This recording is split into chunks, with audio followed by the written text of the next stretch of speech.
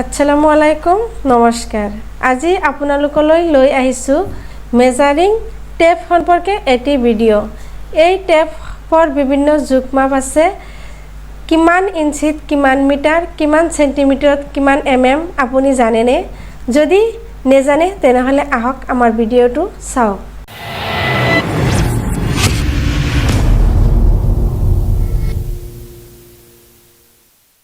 আপোনালোকে যেটো টেপ দেখিবলৈ পাইছে এই টেপৰ দুটা পিঠি আছে এটা পিঠিত ডাঙৰ ডাঙৰকে সংখ্যাবিলাক দিয়া আছে আৰু আনটো পিঠিত সৰু সৰুকে দিয়া আছে এইটো টেপ সাধাৰণতে সিলাই কামত ব্যৱহাৰ কৰা হয় এই টেপৰ জোখ হল 60 ইঞ্চি আৰু 5 ফুট আপোনালোকে চাইছে সন্মুখৰ ভাগত এখন ষ্টিল দিয়া আছে আমি যেতিয়া জোখ-মাপ লও ষ্টিলৰ সন্মুখৰ পৰা লব লাগে ইয়াৰ পৰা চাওক এখিনিত 1 2 3 4 এনেকে ভাগ ভাগ কৰা আছে এই ডাঙৰ ডাঙৰ একোটা ভাগক 1 ইঞ্চ বুলি কোৱা হয়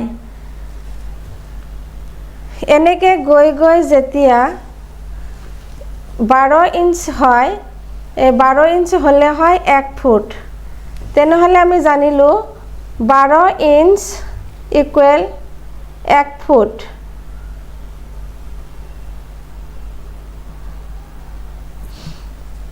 এতিয়া চাওক এই আঁচবিলাক দিয়া আছে এই আঁচৰ ভিতৰত ডাঙৰ ডাঙৰ আঁচৰ কোঠাৰ ভিতৰত আকৌ সৰু সৰু আঁচবিলাক দিয়া আছে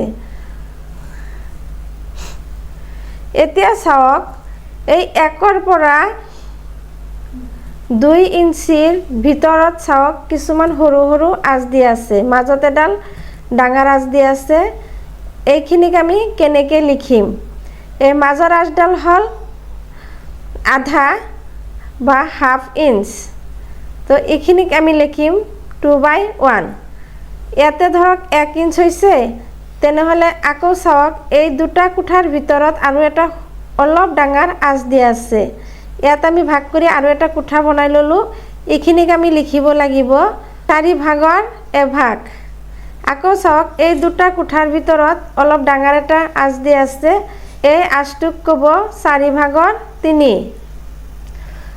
এনেকে আহি ইয়াতে হ'ব 2 ইঞ্চ এতিয়া আমি 1 ইঞ্চ আৰু 2 ইঞ্চৰ ভিতৰত যদি আমাৰ জোখ-মাপ হয় তেনেহলে আমি কেনেকৈ লিখিম আমি লিখিব লাগিব 1 ইঞ্চ বাই ধৰক এইখিনিলৈকে লিখিম তেনেহলে লিখিব 4 ভাগৰ 3 এনেকে লিখিব লাগিব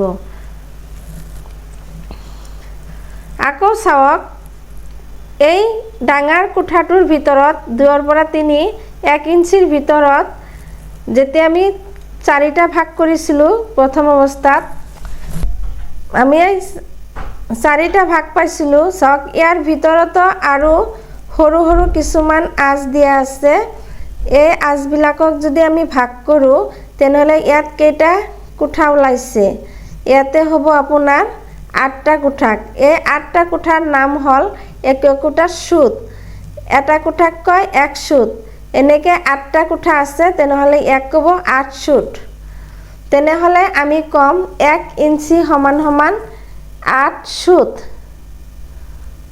বা সুতা যেতিয়া আমি ইয়াক কম যে 2 ইঞ্চিৰ পৰা 3 ইঞ্চিৰ ভিতৰত যদি আমি লিখিব লাগিব তেনেহলে আমি লিখিম 2 ইঞ্চ ধৰক আমি ইয়াতে লিখিছো 3 পইণ্টত লিখিছো তেনেহলে লিখিব লাগিব 3 সুত এনেকে ওপৰত দিলেও 3 লিখিলেও হ'ব নহলে এনেকে 2 লিখি 3টা আঁচ দিলেও বুজিব পৰা যাব যে ইয়াত 3 সুত আছে আমি ইঞ্চিত জানিলো 12 ইঞ্চিত 1 ফুট এনেকে গৈ গৈ যেতিয়া 36 ইঞ্চ হ'ব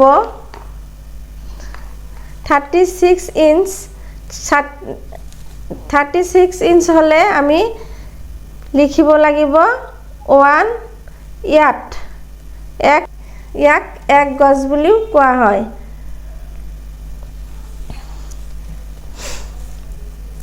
এতিয়া হক আমি সৰু ভাগটোৰ বিষয়ে আলোচনা কৰো আপুনি চাওক ইয়াৰ পৰা 1 2 3 4 5 6 7 এনেকে দিয়া আছে এনেকে যিবিলাক কোঠা দিয়া আছে একোটা কোঠা গৈ গৈ যেতিয়া আপোনাৰ 100 হ'ব, 100 হলে হ'ব আমাৰ এইখিনিলৈকে 100 হলে হ'ব 1 মিটাৰ, 100 সেন্টিমিটাৰ সমান সমান হ'ব 1 মিটাৰ। তেনেহলে আপোনালোকে কওকচোন 1 কিলোমিটাৰ সমান সমান কিমান মিটাৰ হ'ব? কমেন্ট বক্সত জনাব। চাওক এই সৰু সৰু কোঠাবিলাক যে আমি পাইছোঁ এনেকে 1ৰ পৰা 2, 3, 4 যিবিলাক কোঠা পাইছোঁ, এই কোঠাবিলাকৰ ভিতৰতো চাওক সৰু সৰু কিছুমান আঁচ আছে। এই আঁচবিলাকৰ এটা জোখমাপ আছে। এইবিলাক কিমানটা আঁচ আছে? ইয়াৰ ভিতৰত আছে 10টা আঁচ। এই 10টা আঁচক কি বুলি কয়? mm বুলি কয়। এটা আঁচক 1 mm। তেনেহলে ইয়াৰ ভিতৰত আছে 10টা আঁচ, তেনেহলে 10 mm। এটা কোঠাক আমি জানো যে 1 সেন্টিমিটাৰ। তেনেহলে 1 সেন্টিমিটাৰত যদি আমি 10টা কোঠা পাইছোঁ, তেনেহলে 10 ইয়াতে হ'ব 10 mm। তেনেহলে 10 সেন্টিমিটাৰ সমান সমান 100 মিলিমিটাৰ। আমি অনলাইনৰ পৰা কিবা বস্তু শ্বপিং কৰিলে কিছুমান mm বুলি লিখা থাকে। সেই mm টো কিমান হ'ব বুজাৰ কাৰণে মই দেখাই দিছোঁ। এইটো হল এখন বাকচ। বাকচটো চাওক, আমি সন্মুখৰ পৰা যদি এনেকে ধৰো, এই বাকচটোত কিমান আহি পাইছে? 4টা আহি পাইছে। তাৰমানে এটা ৰুমৰ ভিতৰত যদি 10 mm থাকে, তেনেহলে ইয়াতে 4টা পাইছোঁ আমি, তেনেহলে কিমান হ'ব? 40 mm। তেনেহলে আমি বুজিব পাৰিম বস্তুটি কিমান ডাঠ হ'ব।